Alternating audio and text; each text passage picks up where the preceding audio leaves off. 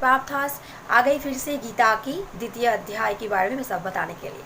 तो दोस्तों, पहले हमने प्रथम अध्याय में देखा था, पढ़ा था कि कैसे अर्जुन जब देखते हैं कि युद्ध क्षेत्र में सब लोग अपने हैं तो अस्त्र त्याग दिया, वो बैठ गए।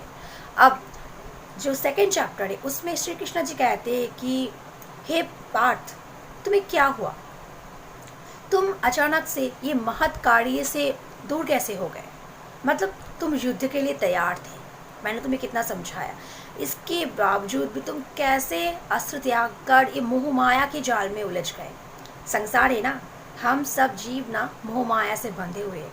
तो अर्जुन को भी ऐसा ही महसूस हुआ जब वो देखे कि सारे लोग उनके अपने हैं, वो सभी उनके परिवार है, तो वो युद्ध नहीं करना चाहते थे। तो वही श्री कृष्ण जी उन्हें समझा दे कि तुम ये मोह माया के जाल में क्यों उलझ गए, इसे बाहर निकालो, ये तुम्हें शोभा नहीं देता, तुम जैसे महारथी को ये शोभा नहीं देता। तो इसके बाद अर्जुन जो बोला कि हे कृष्ण, मुझे समझ नहीं आता, हे माधव, मैं समझ नहीं पा रहा हूँ कि मैं क्या करूँ। जब सबको देख रही हूँ तो सबको देख रहा हूँ तो सब दिखाई दे रहा है कि मेरे अपने हैं, मेरे परिजन हैं, मेरे परिवार है, तो इन लोगों को वध करके मैं कैसे सिंहासन में बैठ सकता हूँ? मुझे वो सिंहासन नहीं चाहिए जो खून से रंगा हुआ है, ऐसा अर्जुन कहते हैं। और वो कृष्ण जी से सलाह मांगते हैं कि अब तुम ही बताओ, तुम ही एकमात्र सहारा हो, तुम्हें बताओ कि मुझे क्या करना चाहिए। तो दोस्तों, इससे हमें क्या सीख मिलता है? इससे हमें क्या सीख मिलता है कि हम सारे जीव, सारे प्राणी, सारे इंसान जो है वो मोह माया से बंधे हुए हैं। इस संसार में जो हम जी रहे हैं सभी मोह माया से बंधे हुए हैं। हम मोह माया से भाग नहीं सकते, यही सत्य है, और इससे छुटकारा नहीं जा सकता।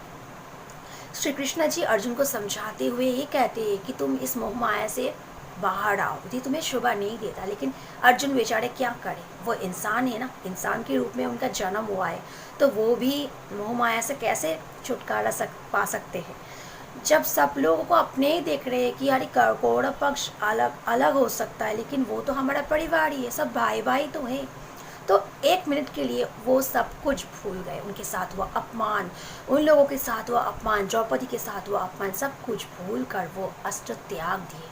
तो हमारे साथ भी कभी कभी ऐसा होता है, हम ना मोह माया के जाल से बाहर नहीं आ सकते, लेकिन अन्याय को सहना भी गलत बात है। श्री कृष्ण जी तो अन्याय के विरुद्ध है। श्री कृष्ण एक ऐसे भगवान है जो कहते हैं कि अन्याय के विरुद्ध हमें ज़रूर जाने चाहिए। कोई भी अन्याय, चाहे वो कोई भी करे, अन्याय कभी भी सहने लायक नहीं होता।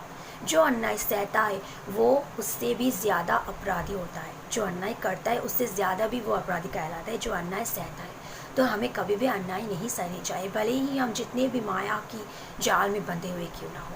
हमें ये चीज़ सिखाती है श्रीमद् भागवत गीता। दोस्तों, श्रीमद् भागवत गीता की ये जो श्लोक मैं पढ़ रही हूँ, मैं पढ़ते समय मुझे भी मेरी आंखों से आंसू निकल आ रहे कि अरे यार, मैं क्या पढ़ रही हूँ, मैं कैसे अमृतवाणी पढ़ रही हूँ। और जो आप लोगों को मैं बता रही हूँ ना, मुझे बड़ा अच्छा लगता है कि मैं ऐसी अमृतवाणी आप लोगों के साथ शेयर कर रही हूँ, आप लोगों को बता रही हूँ। लोगों को समझनी चाहिए, लोगों को जाननी चाहिए। ये अनमोल रतन ना आप लोगों को ज़रूर की पढ़नी चाहिए। तो दोस्तों, आज के लिए इतना ही। अगर वीडियो पसंद तो लाइक कर दो, चैनल को सब्सक्राइब कर देना। फिर मिलते, thank you so much, tata bye bye.